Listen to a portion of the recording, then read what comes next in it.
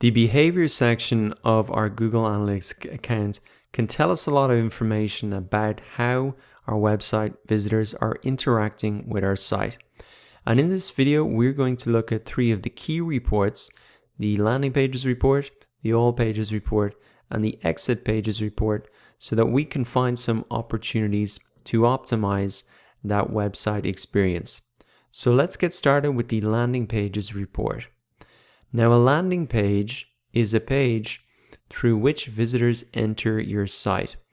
And you really want to make sure that the top landing page here is optimized to get people to come further into your site. And that could be to read a blog post, that could be to look at a product and add it to cart. But really you want to make sure that those landing pages that could be receiving up to 50% of how people are coming into your site, that they're actually guiding people to take an action and continue on into your site. And one of the best metrics that you can use to assess the performance of your landing pages is the bounce rate. And if we look at this site comparison tool here and compare these landing pages on a bounce rate, we can really have a look and see any of these landing pages that have a bounce rate that is much higher than the site average.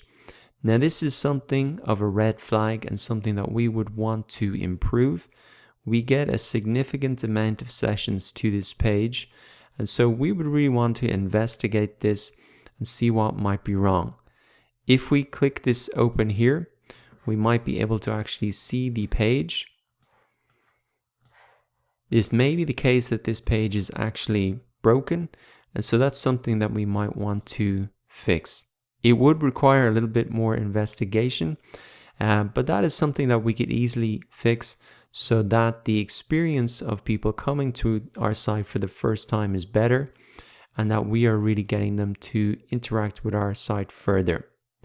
Now let's move on to the all pages report. Now this shows us not only our landing pages, but all of the pages on our website, and a great way to assess the performance of these pages is to look once again at the site comparison tool, but this time to look at the average time on page. And this will really tell us where our website visitors are spending most of their time.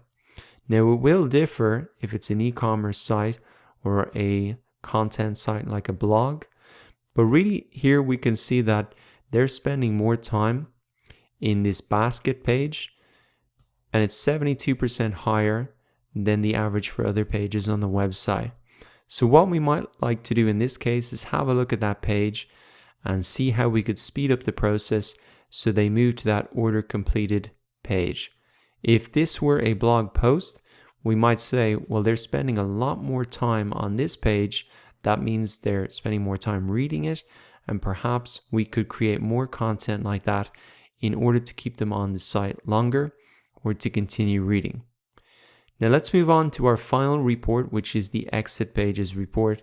And this will really show us where our website visitors are leaving our site. And we really want to get visitors to stay on the site longer and maybe complete that order.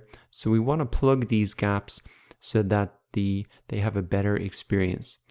Now, once again, we can use the same site comparison tool, and this time we can look at the percentage of exits.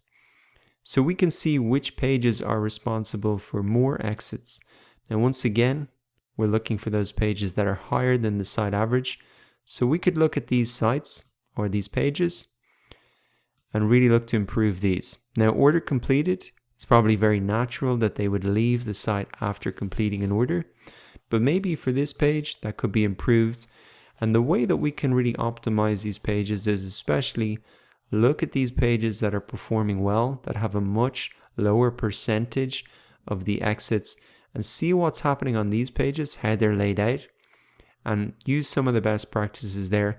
Apply them to these pages that account for the largest amount of exits, and then we can reduce people exiting our site, and once again, guide them towards those goals that we want them to complete.